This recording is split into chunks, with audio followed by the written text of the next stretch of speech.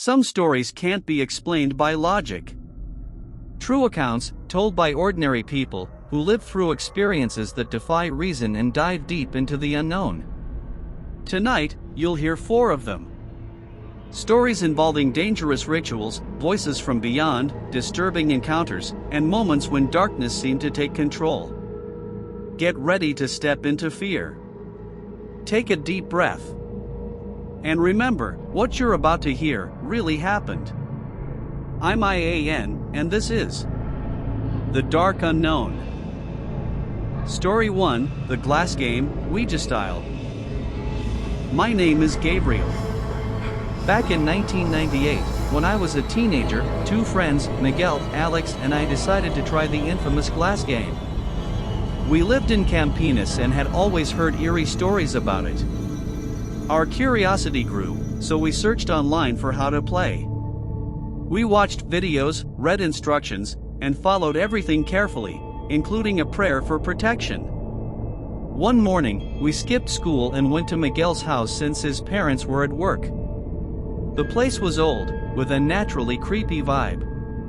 We drew a circle with letters and the words yes and no on a poster board, placed a glass in the center, and sat around it.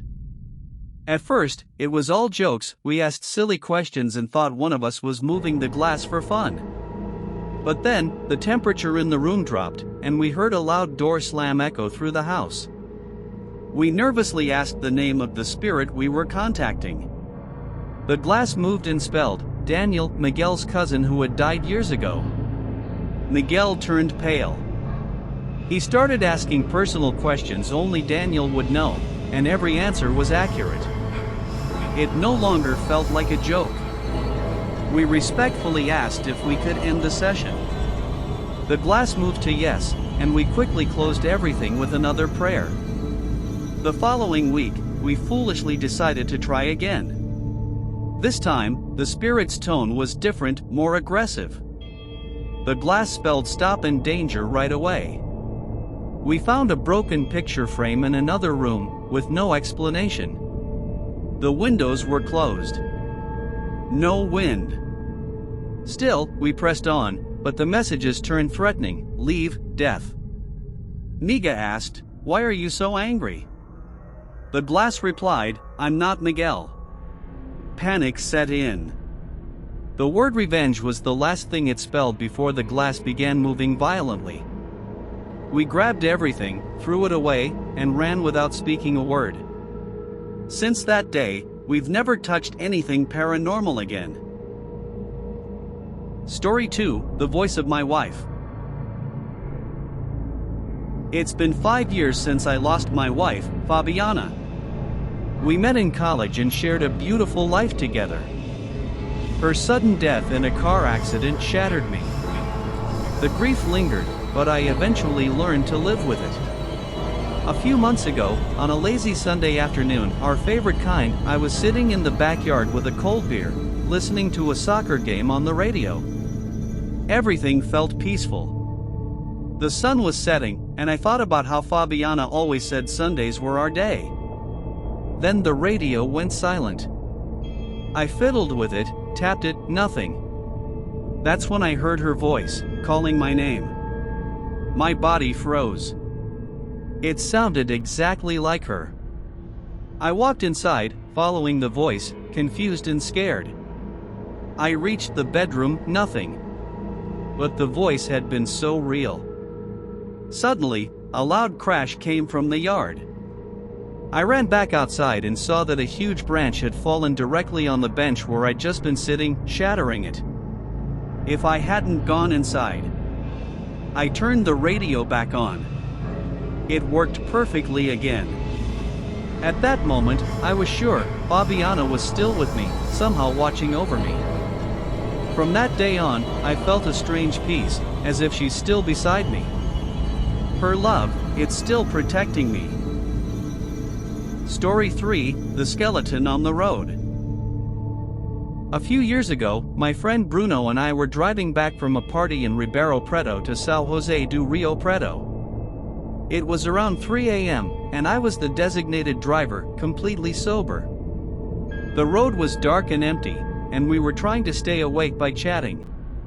Suddenly, we saw a car on the shoulder. As we got closer, we realized it was a hearse, and the driver was dressed as a skeleton, full makeup and a creepy mask.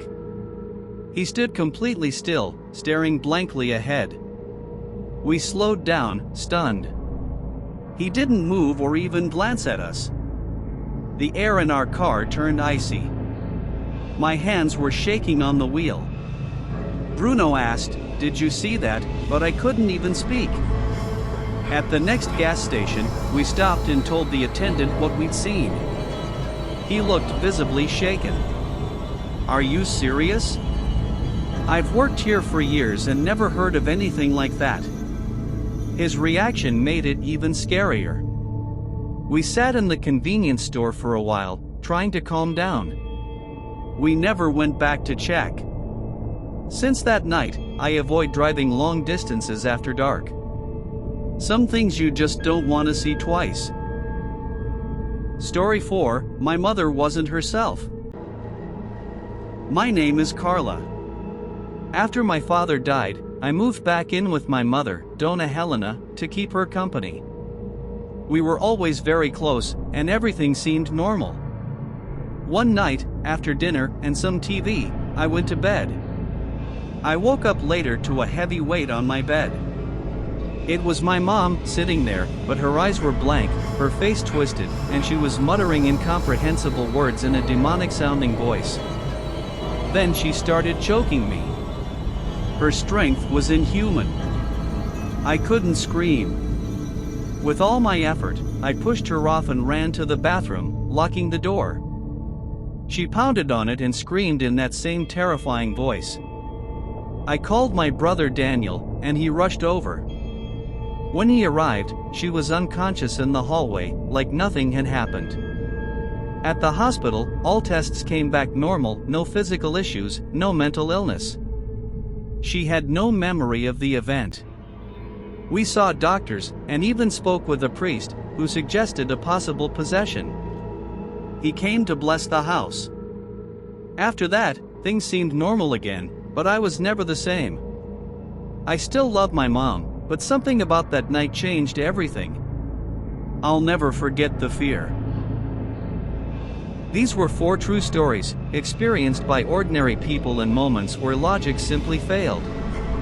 Situations that remind us that, no matter how hard we try to understand the world around us, there are forces beyond reason. If you've made it this far, it's because you, too, feel that something out there is watching us. Subscribe to The Dark Unknown for more chilling stories, mysteries, and encounters that challenge what we call reality. Leave a like, share with someone who isn't afraid to listen, and tell us. Have you ever experienced something no one could explain?